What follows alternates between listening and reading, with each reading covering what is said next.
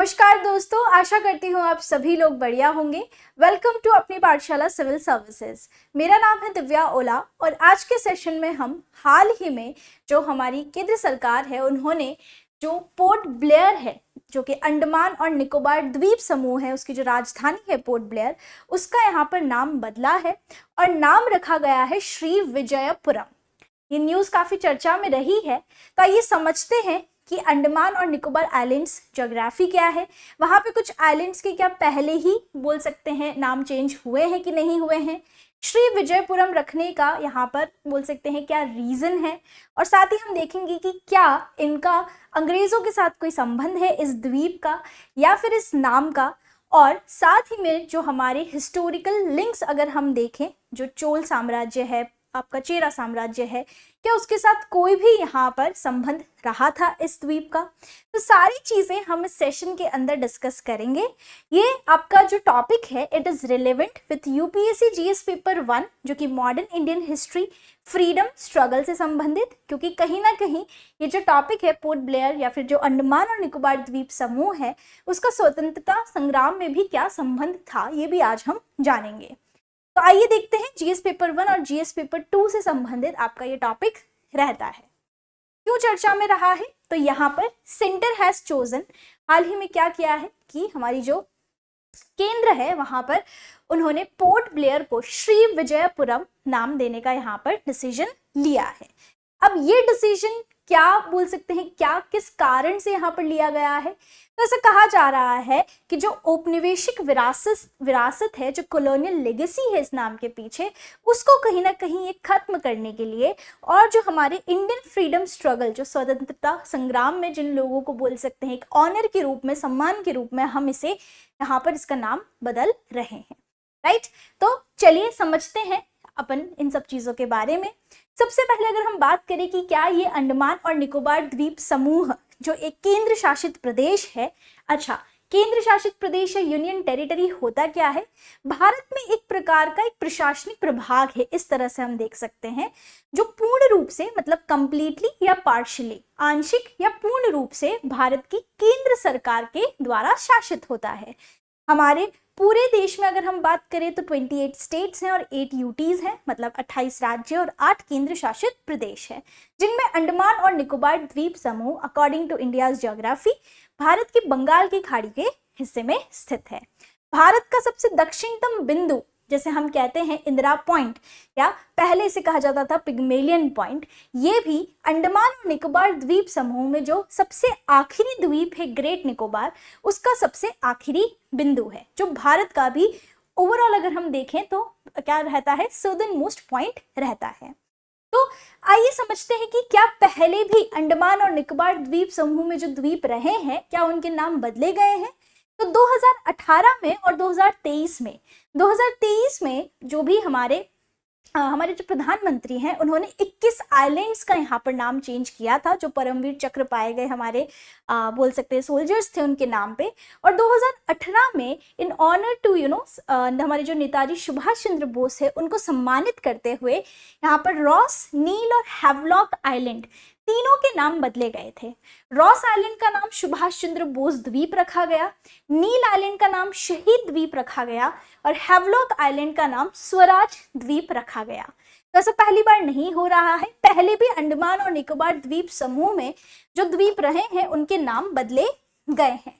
तो अगर हम इन तीनों द्वीपों की बात करें तो जो अंडमान और निकोबार द्वीप समूह है वो एक तरह से आपका किस तरह से है, थोड़ी सी ज्योग्राफी समझ लेते हैं। तो हमारे पास है नॉर्थ अंडमान, फिर है मध्य अंडमान, फिर है दक्षिणी अंडमान।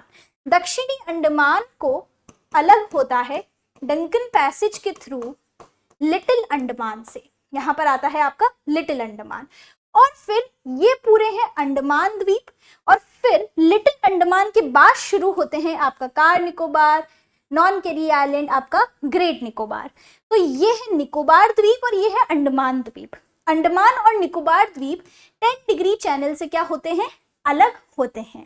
तो जो 3 बड़े बड़े आइलैंड्स के नाम बदले गए थे वो दक्षिणी अंडमान के बिल्कुल पैरेलल में इसके जस्ट सामने आपको तीनों द्वीप मिलते हैं, जो कि ये हैवलॉक आइलैंड, नील आइलैंड और रॉस आइलैंड, तीनों के नाम यहाँ पर बदले गए थे, जैसा कि हमने अभी समझा है। दक्षिणी अंडमान के जस्ट सामने आपका हेवलॉक आइलैंड का नाम स्वराज रखा गया, नील का नाम यहाँ पर शहीद रखा गया और रॉस आइलैंड का नाम नेताजी सुभाष चंद्र बोस द्वीप रखा गया। तो ये आपके 2018 में हुए और फिर 2023 में 21 अलग अलग जो अननोन आइलैंड्स थे, जिनके कोई नाम नहीं थे अंडमान और निकोबार में, उनके नाम रखे गए। माना जाता है अंडमान निकोबार में करीबन 572 आइलैंड्स के लगभग हैं, राइट। अब ये समझते हैं कि नाम तो रखा जाता है, बट जैसे कि राजधानी का नाम रखा गया है, क्या इसी तरह से हम किसी केंद्र शासित प्रदेश या किसी राज्य का नाम भी बदल सकते हैं? और अगर बदल सकते हैं तो उसके लिए क्या प्रोसेस है, क्या प्रक्रिया है? तो यहाँ पर अब हम समझते हैं कि व्हाट इज द प्रोसीजर, क्या प्रक्रिया है किसी भी राज्य या केंद्र शासित प्रदेश का नाम बदलने की। तो देखिए, सबसे पहले अगर हम बात करें तो किसी भी राज्य या केंद्र शासित प्रदेश का नाम बदलने का अधिकार सिर्फ और सिर्फ संसद के पास है। मतलब पार्लियामेंट्स होल्ड द अथॉरिटी और power to change the name of a state और अ यूनियन टेरिटरी। और भारत का संविधान अनुच्छेद 3 के तहत संसद को यह अधिकार देता है कि वो किसी भी स्टेट, राज्य या फिर केंद्र शासित प्रदेश का नाम बदल सकता है। इसके अलावा अगर हम बात करें तो यहाँ पर संसद को क्या क्या पावर दी गई है अनुच्छेद 3 के तहत। तो सबसे पहले कि संसद एक नया राज्य भी बना सकता है, ये बहुत इंपॉर्टेंट पॉइंट है। और आर्टिकल 3 के तहत जो जो हमें प्रावधान मिलते हैं, तो एक नया राज्य बनाने का अधिकार है। Increase and decrease the area, किसी भी स्टेट का जो एरिया है उसे बढ़ा देना, कम कर देना, राइट। डिमिनिश या फिर augment the area of the state, क्षेत्र को। और जो भी राज्य है, केंद्र शासित प्रदेश है, उसकी बाउंड्रीज को ऑल्टर करना, उसकी बाउंड्रीज को कम ज़्यादा करना, इस तरह से किसी कोई भी एक पोर्शन किसी और राज्य में बोल सकते हैं ब्लेंड कर देना। तो ऑल्टरिंग द बाउंड्रीज ये भी संसद के पास है। और change the name of the state, तो अनुच्छेद 3 के तहत ये 4 प्रावधान हैं और संसद को यहाँ पर शक्ति मिलती है, राइट, कि वो नाम, क्षेत्र, सीमा में परिवर्तन करने की प्रक्रिया यहाँ पर निर्धारित करता है। तो ये चीज है जो अनुच्छेद 3 के तहत दी गई है। तो यहाँ पर भी इसीलिए हम देखते हैं कि केंद्र सरकार ने इसका नाम यहाँ पर बदला है। अब ऐसा कोई भी बिल, देखिए, कोई भी कानून बनने से पहले एक बिल पेश किया जाता है, राइट। वो किसी भी हाउस में, यहाँ पर चाहे वो लोकसभा हो या राज्यसभा हो, किसी भी हाउस में आप इंट्रोड्यूस कर सकते हैं। अब इस तरह का बिल अगर हमें लाना है जिसमें नाम बदलना है या बाउंड्रीज को ऑल्टर करना है या बाउंड्रीज या फिर बोल सकते हैं एरिया को इंक्रीज और डिक्रीज करना है, तो कोई भी ऐसा बिल आता है वो पार्लियामेंट में इंट्रोड्यूस होगा, संसद में, और 2 कंडीशंस के तहत। सबसे पहले ये जो बिल होगा ये प्रेसिडेंट की प्रायर रिकमेंडेशन से आएगा। मतलब कि सबसे पहले राष्ट्रपति की परमिशन से आप बोल सकते हैं ये बिल पेश होगा, जारी होगा। और प्रेसिडेंट इंट्रोड्यूस करने से पहले जो भी कंसर्न स्टेट लेजिस्लेटिव असेंबली है, मतलब क्या हो गया कि जिस भी राज्य या केंद्र शासित प्रदेश जहां पर लेजिस्लेचर है, राइट, विधानसभा हो, तो उनकी पहले परमिशन या बोल सकते हैं उनको पहले बताया जाएगा राष्ट्रपति के द्वारा कि आपके राज्य के नाम या एरिया के साथ इस तरह से बदलाव करे जाने की संभावना है। तो राष्ट्रपति का पहले रिकमेंडेशन लेगी जो भी आपकी बोल सकते हैं मिनिस्टर है, और उसके बाद अगर हम बात करें तो राष्ट्रपति जिस स्टेट या राज्य से कंसर्न अगर कुछ हो रहा है तो उनकी विधानसभा की परमिशन के बाद यहाँ पर इंट्रोड्यूस करने का यहाँ पर परमिशन देते हैं। और जो स्टेट लेजिस्लेटिव असेंबली है, स्टेट या यूटी, कंसर्न यूटी, यहाँ पर तो इसकी लेजिस्लेचर नहीं है, तो जो भी राज्य की विधानसभा होती है उनको अपनी एडवाइस या अपना opinion with in given time में देना होता है राष्ट्रपति को, क्योंकि राष्ट्रपति उन्हें पहले पूछते हैं, बताते हैं कि इस तरह की संभावनाएं हैं।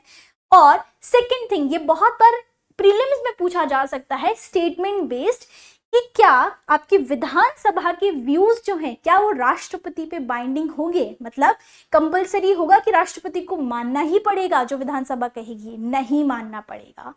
The views are not binding, please ध्यान दीजिएगा, not binding on the president.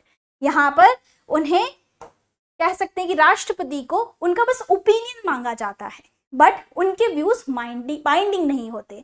अगर आपको मानना है तो मानिए, नहीं तो कोई बात नहीं, कंपलसरी नहीं होता, राइट।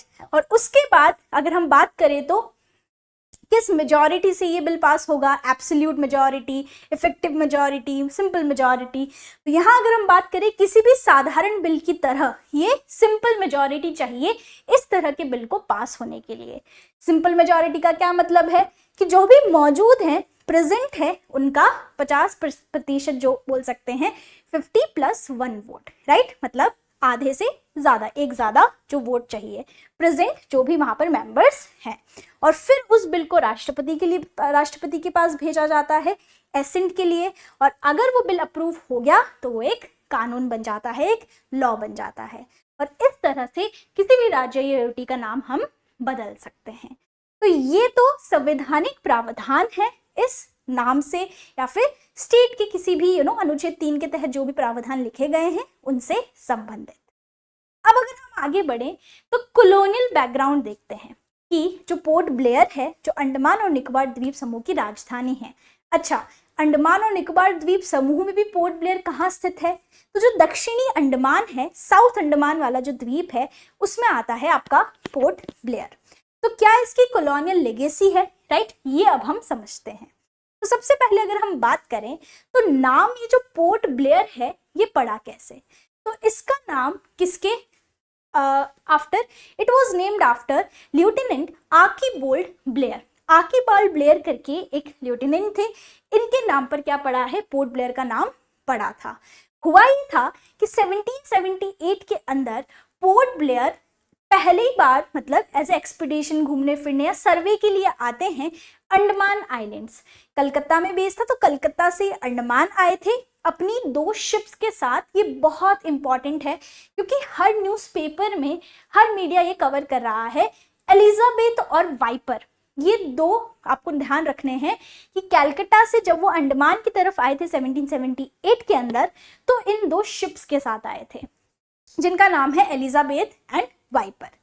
पहले अगर हम बात करें तो ओरिजिनली तो इन्होंने जो नाम था, जो पोर्ट ब्लेयर अंडमान की जो राजधानी है अंडमान निकोबार की, वो कॉर्नवालिस रखी थी। किसको सम्मान देते हुए? लॉर्ड विलियम कॉर्नवालिस, जो हमारे गवर्नर जनरल रह चुके हैं। तो उनके नाम पर पहले पोर्ट कॉर्नवालिस इन्होंने क्या दिया था? नाम दिया था। बट फिर इन्हीं के नाम पर यहाँ पर पोर्ट ब्लेयर रखा गया।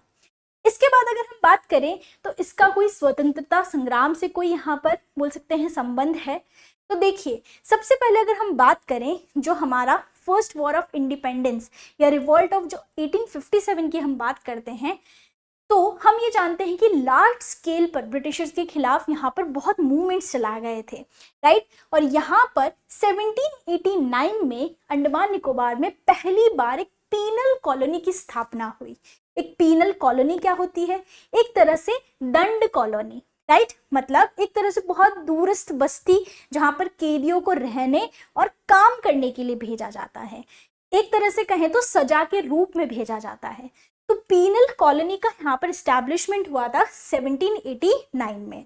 और जब 1857 रिवॉल्ट हुआ तो यहाँ पर 200 प्रिजनर्स मतलब 200 कैदियों को यहाँ पर सबसे पहले 1858 में यहाँ लाया गया था। तो सबसे पहले तो हमने ये देखा कि पीनल कॉलोनी बनती है 1789 में। इसके बाद 1857 से 1906 पर अगर हम बात करें तो यहाँ पर सेल्यूलर जेल की स्थापना हुई। तो हम ये जानते हैं कि यहाँ पर पूरे ही 1857 हमारा पहला वॉर ऑफ इंडिपेंडेंस जिसे हम कहते हैं, उसके बाद फिर स्वतंत्रता संग्राम, फिर फ्रीडम स्ट्रगल इंडिपेंडेंस के लिए। तो यहाँ पर हम देखते हैं तो 1906 में सेल्यूलर जेल की स्थापना की गई और यहाँ पर भेजा जाता था लोगों को सजाए काला पानी के तौर पर। मतलब बहुत ही ज़्यादा कठोर यहाँ पर बोल सकते हैं पनिशमेंट दिया जाता था। तो ब्रिटिशर्स ने यहाँ पर सेल्यूलर जेल, जिसे हम काला पानी भी कहते हैं, यहाँ पर बनाई गई। और जो भी कन्विक्ट्स होते थे, चाहे आप वीर सावरकर को ले लीजिए, योगेश चंद्र चैटर्जी को ले लीजिए, राइट, महावीर सिंह जो भूख हड़ताल पे यहाँ मर गए थे, उनकी मौत हो गई थी। तो सारे यहाँ पर जितनी भी स्वतंत्रता सेनानी है उन्हें यहाँ भेजा जाता था एज अ पनिशमेंट। इस तरह की थी काला पानी जेल जो यहाँ पर बनाई गई। तो ये तो कॉलोनियल बोल सकते हैं, एक इंपीरियल बैकग्राउंड हमने देखा। अब इसके अलावा भी क्या इसका चोल साम्राज्य से कोई यहाँ पर बोल सकते हैं संबंध था? जैसा कि हमने देखा कि स्वतंत्रता संग्राम से कनेक्शन रहा है मॉडर्न हिस्ट्री के तहत, तो क्या चोल बोल सकते हैं और श्री विजय जो एम्पायर रहा है पहले, क्या उससे कोई संबंध रहा है पोर्ट ब्लेयर का? तो देखिए, अगर हम चोल साम्राज्य की बात करें, जिन्हें हम चोलास कहते हैं, तो मिडिवल जो सर्दर्न इंडिया है, मध्यकालीन जो दक्षिणी भारत है, उसमें 3 बड़े बड़े एम्पायर्स थे, जिनमें सबसे शक्तिशाली जो तमिल राज्यों में से एक एम्पायर था वो था चोल साम्राज्य।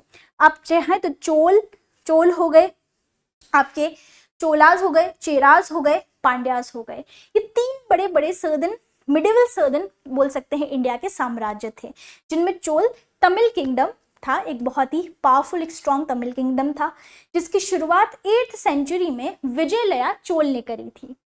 अब पोर्ट ब्लेयर बोल सकते हैं अंडमान और निकोबार का संबंध चोल साम्राज्य से भी मिलता है। किस तरह से मिलता है? तो यहाँ पर अगर आप ध्यान देंगे तो 11th सेंचुरी के अंदर जो राजेंद्र फर्स्ट है, उन्होंने अंडमान जो द्वीप है उसे एक नेवल बेस की तरह यूज किया था। अब कहीं जगह पर कुछ और इंस्क्रिप्शन में हमें अलग चीजें समझ में आती है, बट मेजरली हम इसी थ्योरी को मानते हैं, और इस बेस को यूटिलाइज किया गया था श्री विजय एम्पायर पर अटैक करने के लिए।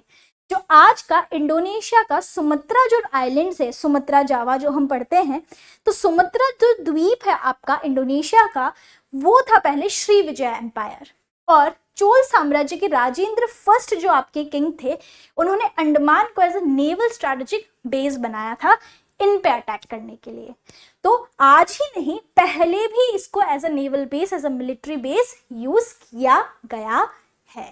एंड नॉट ओनली दिस, फिर अगर हम बात करते हैं कि चलिए ये बात भी सही है, तो निकोबार द्वीप का नाम कैसे पढ़ा?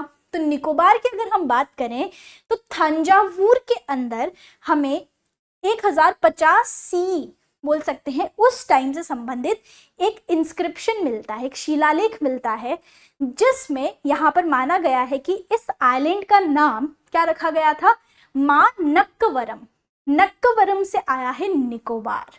तो नक्कवरम का मतलब होता है कि बहुत ही बड़ी सी लैंड, मतलब बहुत ही बड़ी लैंड, जिसे हम ओपन लैंड जिसे हम कह सकते हैं, जिससे इन्फ्लुएंस होकर ब्रिटिशर्स ने इसे अंडमान और निकोबार द्वीप समूह दिया था। नक्कवरम से निकोबार आया था।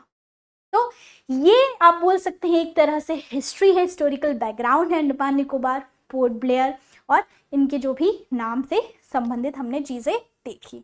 अब अगर हम बात करें कि पोर्ट ब्लेयर को श्री विजयपुरम का नाम देना, ये बहुत ही मीनिंगफुल एक्नॉलेजमेंट है हम भारतीयों के लिए भी, क्योंकि कहीं ना कहीं ये हमारी बोल सकते हैं जो औपनिवेशिक विरासत है उसे ख़त्म करता है, हमें कॉलोनियल लेगेसी से यहाँ दूर लेकर जाता है, और जो भी बोल सकते हैं in honour to those people, वो लोग जो भारतीय लोग हैं जिन्होंने बहुत अच्छा काम किया है, स्वतंत्रता संग्राम में काम किया है, इंडिपेंडेंस में हमारा किस तरह से साथ दिया है, तो उनके एक ऑनर में, उनके सम्मान में इस तरह से नाम बदलना एक मीनिंगफुल एक्नॉलेजमेंट दिखाई देता है। So it's a positive step. ये था आपका पूरा जो पोर्ट ब्लेयर का नाम रखा गया है श्री विजयपुरम, उससे संबंधित जो भी मुख्य बातें हैं। इसके अलावा भी जो भी इम्पॉर्टेंट पॉइंट्स हैं उसे हम एज ए आर्टिकल के तौर पे हर दिन यहाँ पर हमारी वेबसाइट अपनी पाठशाला.com पर हर रोज़ यहाँ पर अपलोड करते हैं फॉर मीन्स राइटिंग, एंड उसको पूरा अच्छे डिटेल्ड में समझने के लिए आपको वो कंटेंट मिल जाएगा हमारी वेबसाइट पर।